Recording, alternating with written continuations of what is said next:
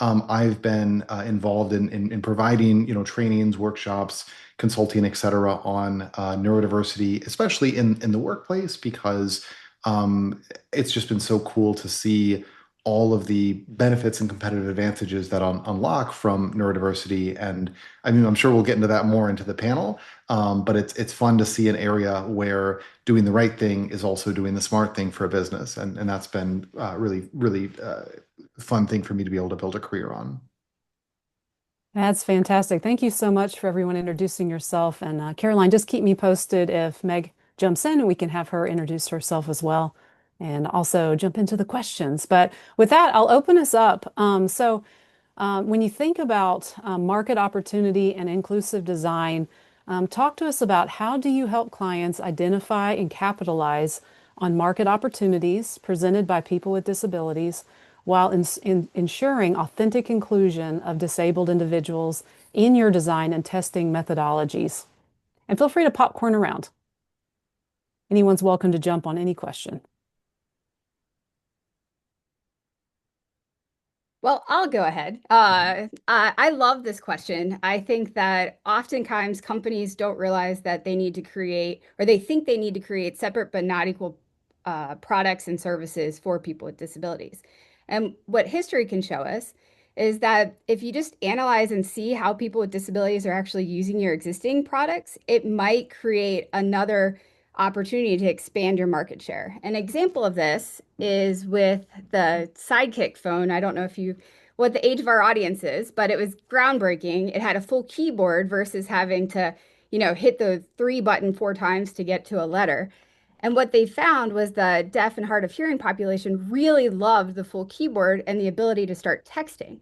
And other phone designers didn't realize that, texting would actually be something that people wanted to do. And now fast forward, 25 years, now that's primarily the way that people can communicate or choose to communicate because it's just so much easier. And so they saw that opportunity, leaned into it, and then T-Mobile created a data plan only because all of a sudden people didn't need to buy a voice plan because if they weren't going to be using voice. And so I think oftentimes companies don't realize that if they can just analyze and think creatively of how people are already using the products that they have, they can really zero in on a market opportunity that could, really grow and change how we all do business. Yeah, I think I'll think kind of, that, oh, go ahead. oh, go ahead, Daniel. Okay, I think I'll build on that with telling the story of a crab with a gun. So there's this video game called Another Crab's Treasure, which is like it's like a cutesy game. You're a crab, you're running around in the ocean, but it is incredibly difficult.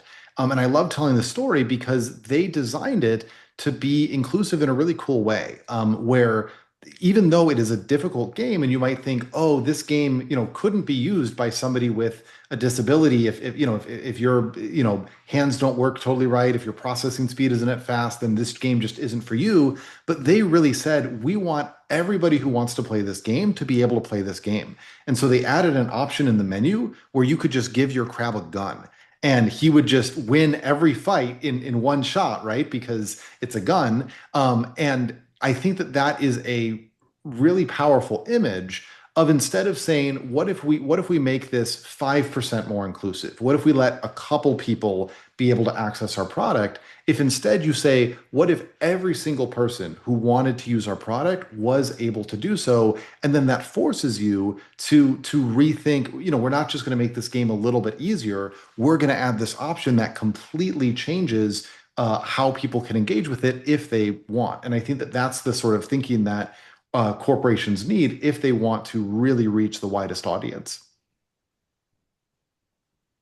Yeah, I think that that's a really important point. And just to add on to that and kind of round it out, is have been so many inventions and things that have been created for people with disabilities that the rest of the world has picked up on because they are just so valuable, right? If we think about things like curb cuts on the streets, when you go from the sidewalk down to the street, we didn't always have where it was a gentle slope. It was just the little step instead. And so we had the curb cuts that were intentionally put in for disability access for people in wheelchairs, but you look around and everybody uses those now. It just makes it so much easier for people to go ahead and utilize that. Closed captions. I don't know about you, but I will only watch TV with closed captions now. It just helps me so much more, and I didn't realize how much it helped me, even though that was created originally with the population who is hard of hearing in mind. That is an excellent example of how it has just taken off and pretty much everybody uses it. I don't think Gen Z watches TV at all without it either, and any of us anymore. And so, just to sort of round it out of intentionally thinking about inclusive and universal design is not just great for people who may need it. It's great for everyone. It makes the world a better place. It makes the workplace a better place. So, just to sort of round out that thought around these different types of ways we can think about that it makes it everything better. It's good for business. That is fantastic. Thank you for sharing all those really cool examples. And I had not thought about some of those recently. So thank you for sharing. I saw Meg jump in via phone. So, Meg, welcome. I just wanted to let you Thank take a moment and you. introduce yourself, and then I'll continue with the next question. Yeah, absolutely. And sorry for my technical issues. Not sure what's going on with Zoom access today. But anyway, thanks for letting me join by phone. I'm Meg O'Connell, and I am the CEO and founder of Global Disability Inclusion. We are a global consulting firm that helps companies understand that disability inclusion, just as the previous person was saying, is good for business. And we know from our vast research that approximately 15 to 20% of every employee population are individuals with disabilities. So it's really critical that companies realize that, especially as we talk about Disability Employment Awareness Month, and really have the right policies, programs, procedures, and workplace cultures that are going to be inclusive of individuals with disabilities. So we know people with disabilities are the largest diversity segment, and that means in everyone's workforce, they are also the largest diversity segment. So thanks for having me join today, and I look forward to learning from other members of the panel. Thank you so much, Meg. So happy to have you here.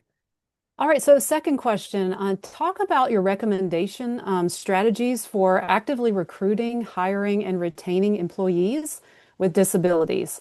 And how do you advise companies on fostering an inclusive workplace culture where employees feel safe to disclose those disabilities and seek accommodations without fear of stigma? Well, I have lots of ideas for this. This is one of my favorite topics. So when we talk about retention, when we talk about seeking accommodations, it it really comes down to making it a cultural norm to ask for help is the first thing. The second thing is disclosing and being having leadership talk about things that they need support on. And so I use a tool, I've talked about it before. It's called the I work best when. It's basically finishing that sentence. I work best when I have time in the morning to prepare for my day. I work best when I can have some quiet time and do deep work every day. And so using that as a foundation to communicate how you work best and what you need to succeed and going through the different domains of work. And so that can help people move into these are situations that derail me. This is how I work best. How can I best communicate this? So it's no longer just an accommodation conversation. It's openly communicating what you need to succeed. And as a leader, doing that yourself and opening the door when people are first starting and say, how do you work best? Let's go through this together so we can make it work for you. And if there's something outside of my ability as your manager to support you in, let's figure out what needs to be true to make that happen. And so it's having that transparency and having that culture of openness and leading from the top.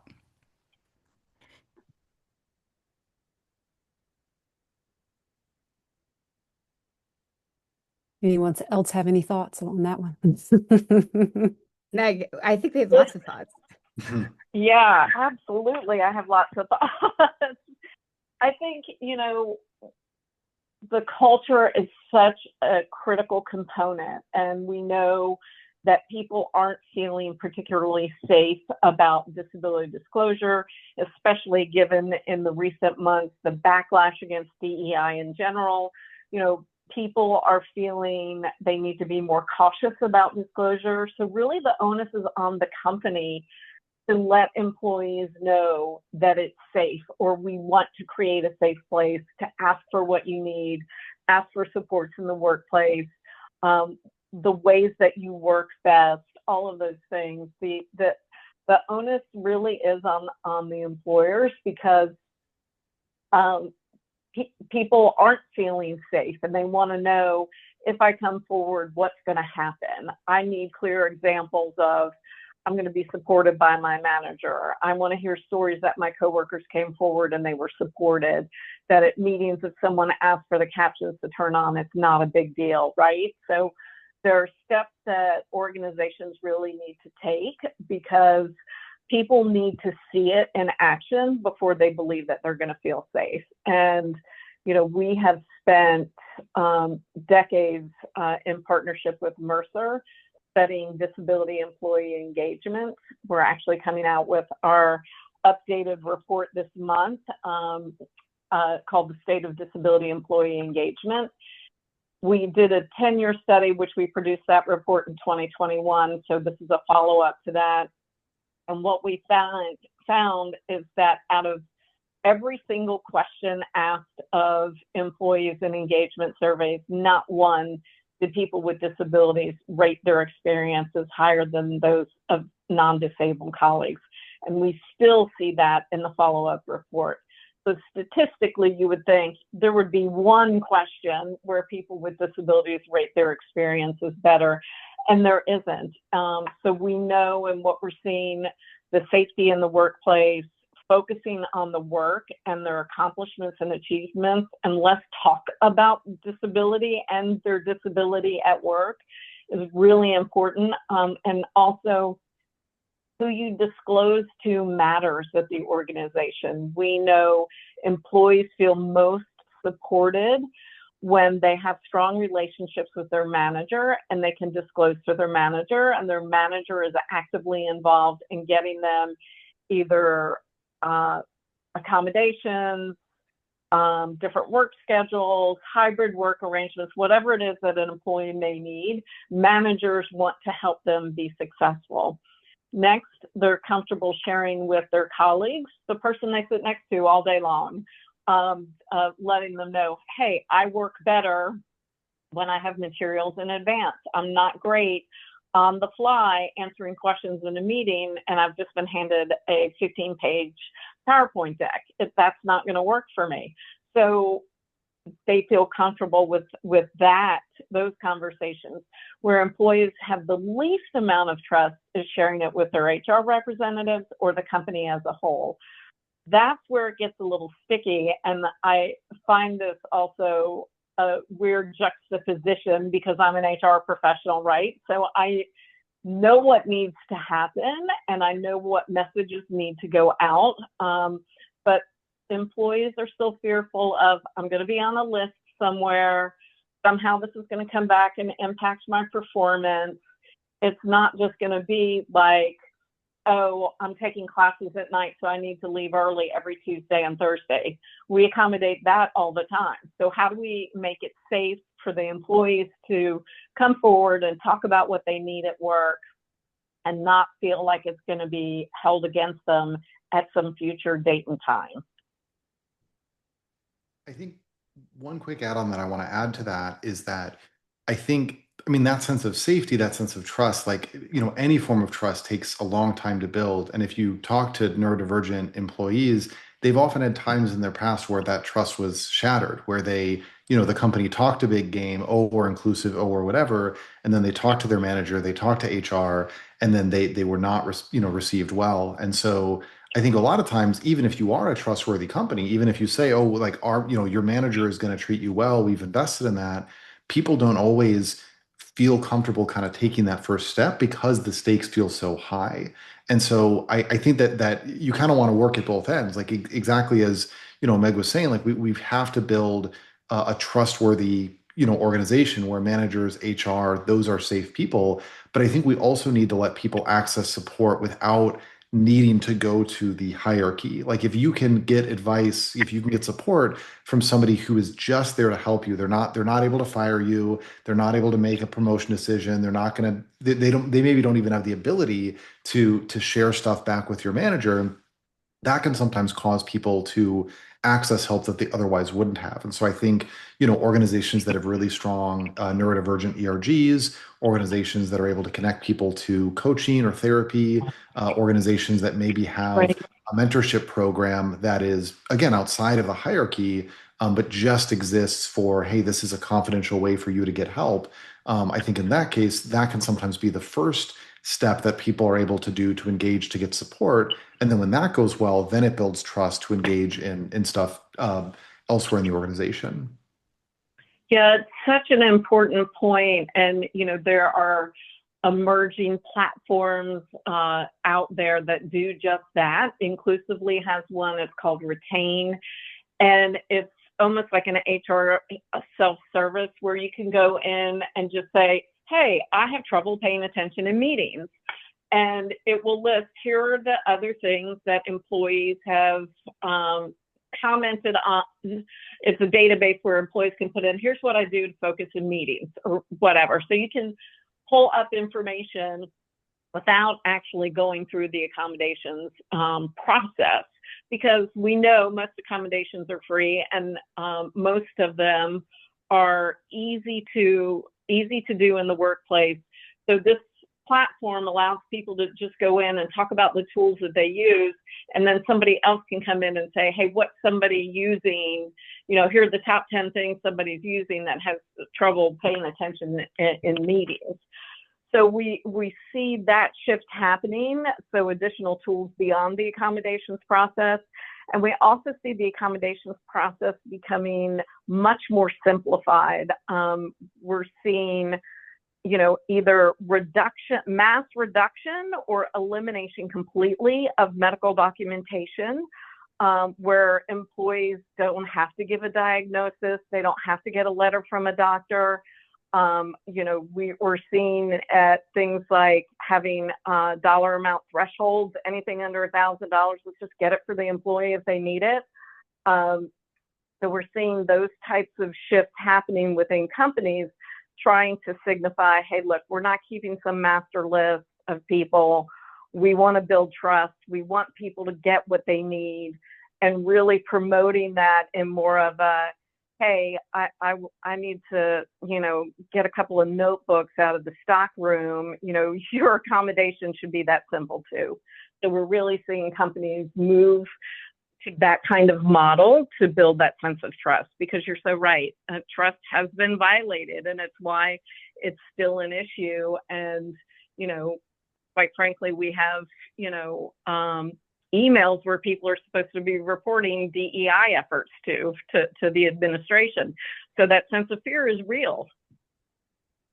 Yeah, and while I think it is incredibly important for us to advocate and have leadership and companies taking the responsibility to making environments where people can feel comfortable speaking up, I think, and that's honestly one of my ultimate goals, right? Creating work environments where everyone can do their absolute best. And but in the meantime, I think that it's important. I think it was mentioned by a few people on this call to understand that many accommodations are free or really low cost and can be implemented on an individual by individual basis. And so I loved, Meg, what you were saying about a system that helps you understand, oh, someone else who's having trouble with this might have found this helpful or useful. That's something we could put into play. And so, it's really important for each one of us, speaking from personal experience here, also each one of us to also figure out what are those things that work for us and try them out, put them into play, especially because there's so many low and no cost ways of doing this. And yes, there is some leadership support that are needed for some of them, but not leadership support needed for all. And I'm not saying this is a silver bullet, but like I'm here kind of playing with my fidget underneath the screen that helps me to stay focused on the conversation. It's just something I personally figured out for myself. So I think Christina's holding up hers too. So it's one of those things that over time it's helpful to figure that type of a thing out. And I know Christina, you and I've talked extensively about those low and no cost um, I don't even want to call them accommodations because I feel like sometimes there is a negative stigma with accommodations, but low and no cost tactics that we can put into place and that help us do our best work. So I think that that's really great. And I also want to mention here that I see that Paul put into the chat that some accommodations can be a tax write-off, right? Most people don't necessarily realize that as well. So thank you for mentioning that too. So even if it is a low or has some cost associated with it, there are things that companies can do to make that even less impactful to their bottom line. Oh, that's great. And what you've all touched on this next question. Yay, Meg's here. Great to see your face. You've already touched on this a little bit, but I wanted to open it up just if you have anything else to say. This is the fourth question, but when you think about best practices, creating more of a formal, confidential process of managing disability-related workforce accommodations, do you have any other types of strategies for those with disabilities, visible or non-visible, that would create that trust and safety for employees? I'll jump in here. I think as somebody that guides people in navigating the accommodations process, really zero inning on the word reasonable. And sometimes we use it, and most of the times we use it to describe the accommodations, but it's the mindset that both parties need to really come to the table with. I think sometimes we see managers where they don't realize the individual has a disability, and then a performance situation happens, and then now that person is on a performance improvement plan, but it's solely related to their disability. And it took that action for that person to feel comfortable to disclose because they were about to, potentially lose their job. And when that happens, we often, unfortunately, see managers really dig in. They see the accommodations process creating more work for them. And so they'd rather spend the next 6 months documenting how somebody is not good at their job rather than being reasonable and understanding that maybe this just isn't a good fit. If the person has been here at this company for a while, how can I be a resource to help them find another job? But what happens is company policies prevent people from going to another role within the company if they're on a performance plan.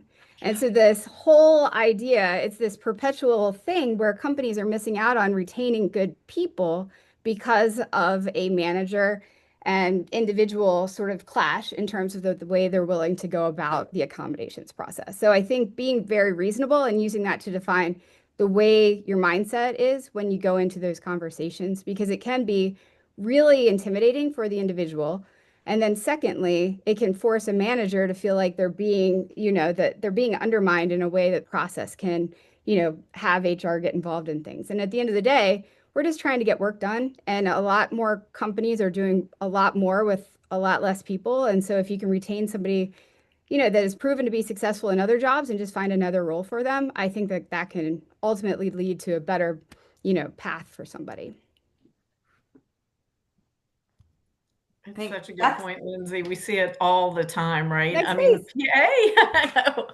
We see it all the time where people feel like, or managers feel like, oh, well, I didn't know about the disability, so I must be getting worked over. Like they're trying to pull some strings so I can't discipline them appropriately or provide them feedback. Instead of managers seeing that disclosing a disability is really a vulnerable act, and it's really hard for individuals to do, especially if it's an invisible disability. We have debates about this all the time, right? People with visible disabilities say, well, you get to hide yours, but then it's almost harder to ask for what you need because it's not visible, and people tend to doubt you. And so if you haven't disclosed, it's because you've had some sort of fear, some sort of anxiety about coming forward. And then now you're having a performance problem. And now you have to come forward with this information to try to preserve your employment. And so it's really a tough spot for everyone involved. And, Lindsay, it's such a great point that everybody needs to approach it with good faith that, okay, we want to help this employee improve. Let's see how we can do that. Let's get them the accommodation they need. Then the employee feels like, okay, well, good. That vulnerable act was actually very helpful. I'm getting what I need. My manager is supporting me. And now I can really focus on the performance and what needs to be done. And then if it's not a fit, find someplace else within the organization that is a good fit. And this is exactly why I think it's so important for leadership training on this type of a thing, right? Those leaders need help and support too sometimes. They may not know or may have misconceptions about the disability or someone's ability in that space. And I think that that's where full companies can do even better by asking people in to give the trainings to help people understand, to approach things from a space of curiosity as opposed to judgment. And I just wanted to give a personal situation when I've gone through accommodation processes myself, which has been several times at different jobs. And the best case scenario was when I had my own boss, to everybody's points here, she approached it with curiosity and asked me what I needed. And I was super nervous to disclose, even though she gave me no reason to worry about that ever. So even if you have a good relationship, it's still, as you said, Meg, an incredibly vulnerable action. And I was in a situation where I needed certain types of supports that were all, I think there were 5 different things I was asking for. All of it went up to like $60, I think. And she was like, "Is that all you need?" And I said, "Yeah, that's right now, that's what I think would help me be able to move forward in this big project we were working on." And I was a big part of it. And she said, "Okay," whipped out her credit card, put it in. But that's also because the organization gave her that autonomy to make decisions on and having a budget to support her staff too. So to Jennifer's point, it's leadership development, it's empowering your leaders to sit there and do situational awareness and situational leadership, to be able to lead with curiosity and ask questions, and to trust your staff and trust your leaders at the same time. Yeah. And I wish all of my disclosure moments were like that. That was the only one that I had a very positive experience with. The other ones that went through the traditional HR path were, lack of a better word, terrible. Yeah. And it happens all the time. There's a saying, and I wish I knew who said it so I could credit it, but it's, my disability may be invisible, but your reaction to it is not. And, because I have epilepsy and I have disclosed forever, all the time. And I have had, probably like you, every single reaction imaginable, from someone telling me their cat or dog has epilepsy. I could retire if I had $1 for every one time I heard that, too. People being afraid to travel with me at work. They didn't want to have to be responsible for me if I had a seizure while we were traveling, to, people not wanting to be around me. I mean, it's run the gamut. So I get it. And it's why I think, Jennifer, you made the point of our managers need better training, because disability makes us uncomfortable in general. And then if we don't have training for our leaders on how to receive disclosure and how to respond in a way that is appropriate, and B, supportive and in line with what you want your company and culture to be like, then they're left to their own devices. And we know that is not pretty. So. Exactly. It's really powerful receiving that disclosure. That's a really great point. That was a really awesome discussion. And kind of piggybacking off that, I want to skip down to question 8. When you think about providing this structure and process for employees, tell us a little bit about ideas that you have around their career advancement, whether that be, moving up into leadership positions, or even how they would gain mentorship opportunities. But how can employers help clients identify and also remove those systemic barriers to promotion? Well, if somebody has that answer, I'm definitely interested in hearing it, because I don't. When it So comes to supporting people with disabilities in their career specifically, yeah. So a big part of it when you're working with organizations is a lot of it goes back to how you deal with disclosure, how you deal with the rough on the ground work. A part of what I do in my training is talk about situational leadership, embracing your own leadership style, but also being leading with curiosity. So if you've got somebody, I've got ADHD and dyslexia. So if you've got somebody that is interrupting every single meeting, instead of a lot of leadership styles are like, you need to hold them accountable. And instead, situational leadership tells us, I wonder why they're interrupting everybody in every meeting. I wonder what's going on here. And so giving people the opportunity to be the leaders that they can be so that they can actually show somebody like, hey, by doing this, let's talk about why this is happening and what can we do to support you in your career here. And so a lot of it comes down to those open conversations that a lot of people are, to everybody's point, they're uncomfortable having, especially people with disabilities. And so giving us that opportunity to have that situational leadership training so that you can understand how to assess the difference between somebody's really great at analytics, but really lacks those administrative leading meetings type skills. Because you're allowed to be really excellent over here, but you have to have these other abilities and figuring out how to lift them up and what they need to be lifted up. And so with my ADHD, I was terrible with calendar invites, terrible with it. So what my boss did was helped accommodate me after a while and was like, you just need somebody to review the email list on who it's sent to? Yeah, because it's confusing and it just looks like a big jumble to me with my dyslexia. Add all that in and it's a mess. And so that's all we did. And guess what? The meeting invites improved. And so just thinking through, you're really great over here. How can we accommodate you to lift you up as a leader in these other areas that people might view you as not able? So it's not about lowering the bar. It's about figuring out how we can raise each other up to meet it. So I shared the metaphor about guns. Now I'm going to share a metaphor about alcohol because I guess I'm just the vice guy over here. But there's I don't know if people remember those old Dos Equis commercials of like the most interesting man in the world, but he had one where he's like the most interesting man in the world gives career advice, and then he's like find out what you don't like to do and then don't do that thing, which is like kind of a flip, right? But I think that that can be really essential for neurodivergent people as they're advancing in their careers, because I think sometimes the barrier is not that we lack a gifting or a skill or a talent. It's that there's some BS that people are like, you have to do the BS before you can do this thing that you're really good at. And it's kind of like, oh, Van Gogh, before you can paint, you have to figure out how to make a calendar invite. And it's like, come on, like, what are we doing, right? Like, let the man paint. Like, and so, certainly sometimes, as Christina said, there's things that are essential to what a person needs to do.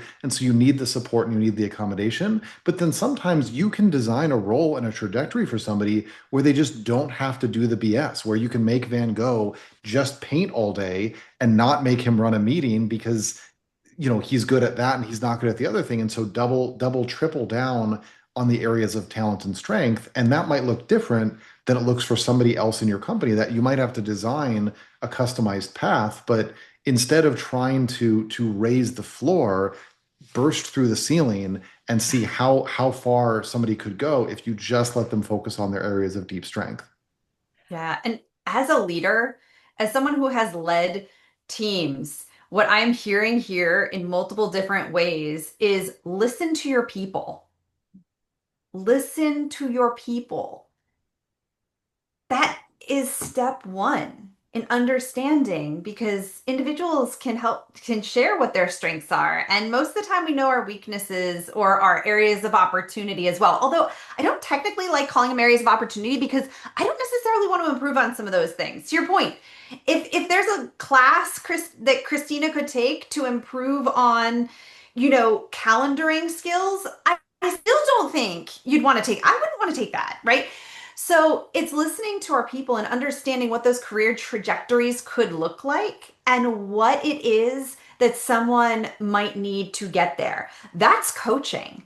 That is leading Mhm. a team. And frankly, what I also want to say is it's not all that different for people who are neurodivergent from people who are neurotypical. And I think we need to sort of tear down the fact that, oh, it's that different. We need to have a whole other different plan. No, this is about communication. Straight up communication. Mhm. And I think everyone familiar with the golden rule? Treat others as you want to be treated.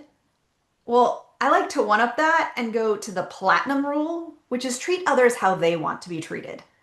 And in communications, that's vital.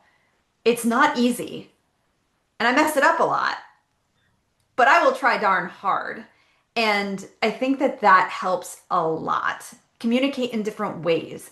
Understand that not everyone's communication styles are the same, and listen. Yeah. I want to elevate two things that were said. One of them is I do have coaching clients that I work with in organizations.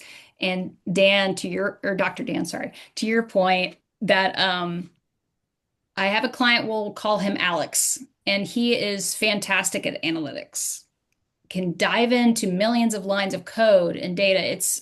It's awesome. He is really bad at a lot of things, like exceptionally bad.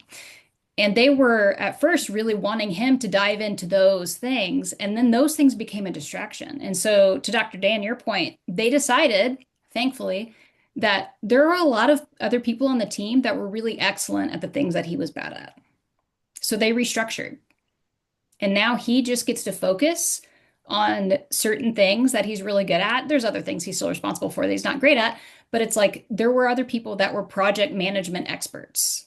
And so why was he project managing? Nobody will ever know.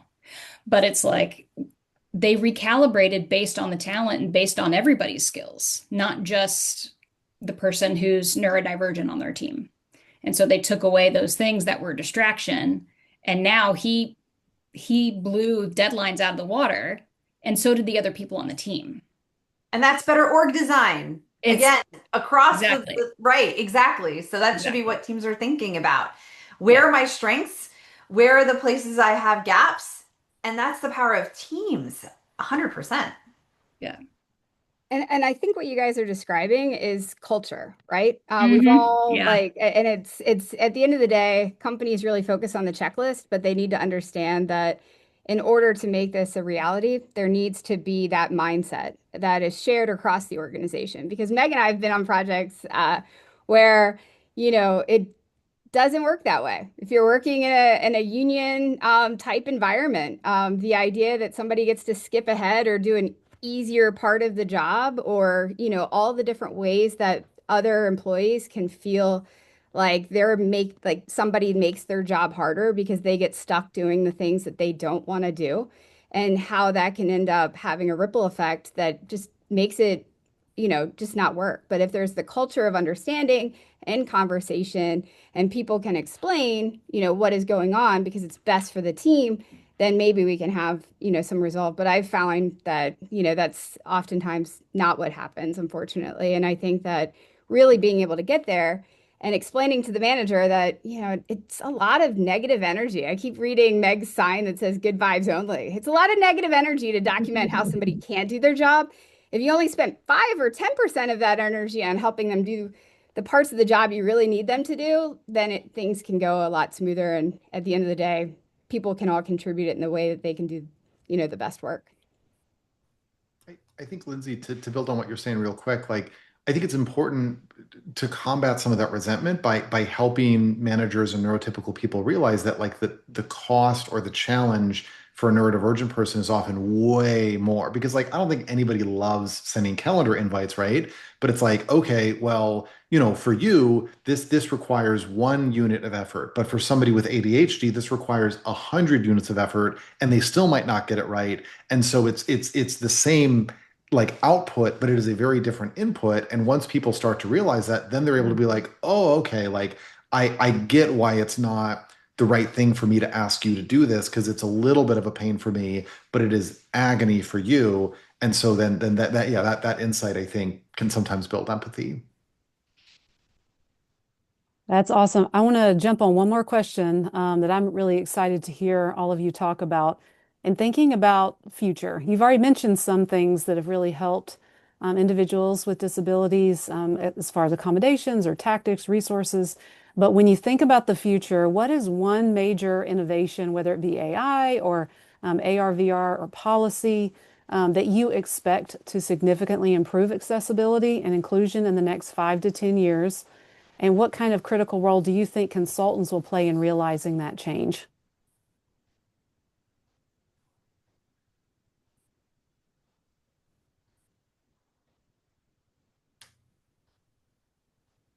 I think when we all get personal jetpacks, then everybody will just be happier. And so they'll just treat each other more nicely because they're all very happy. I love that. Wait, is mine in the mail? When am I getting my jetpack? I think we will continue to be overwhelmed by technological advances that help us to streamline accessibility across the board. So, another great saying that I don't know who came up with it is accessibility is necessary for some, but benefits everyone. The more we lean into that, I saw a study this morning that said 40% of people between the ages of 18 and 44 regularly use closed captioning. Yay. I mean, so we're going to see more mainstream accessibility focus. Because disabled voices are getting louder. We're not going away. We're not this tiny little group that is a niche market that we have to cater to. We are changing the face of business and making accessibility a key priority. So while we see our language changing in workplaces, we're really focusing on accessibility for products, for services, for the businesses and our workplaces to create better workplaces and better products. And so that edge of being disability competitive with that focus on accessibility is going to continue to grow and expand.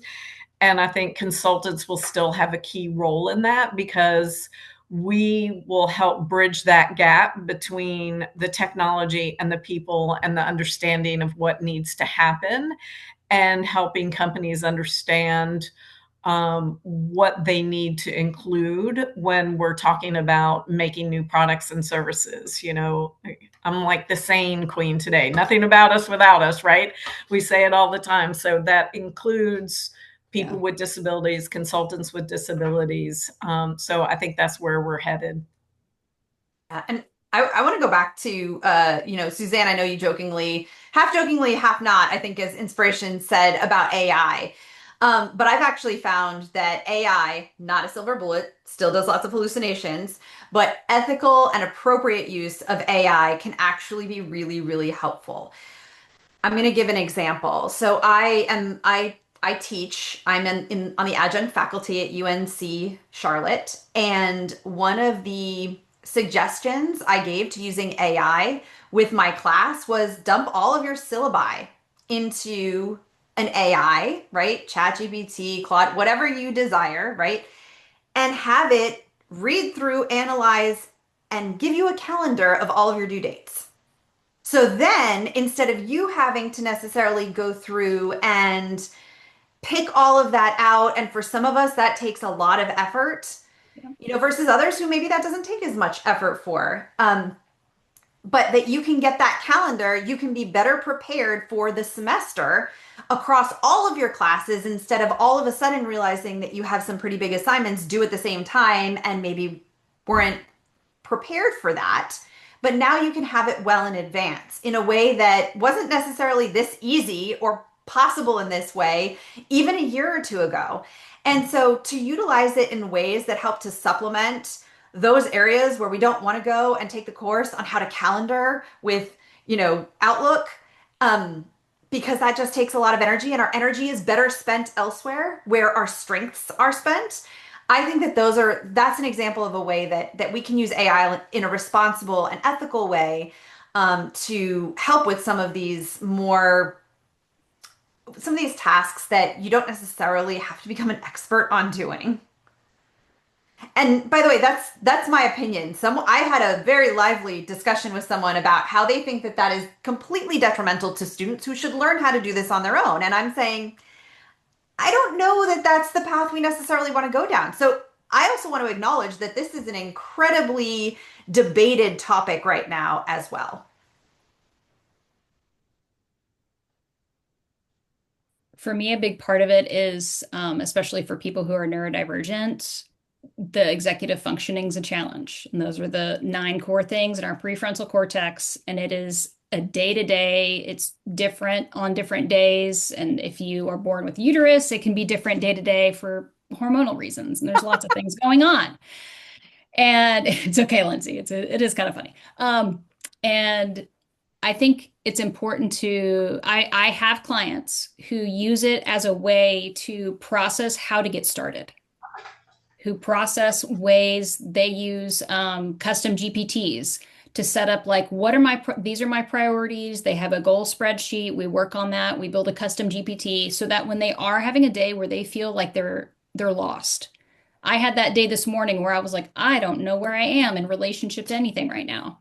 And it's very real. And so being able to have those tools to say, this is what you're doing, this is your direction.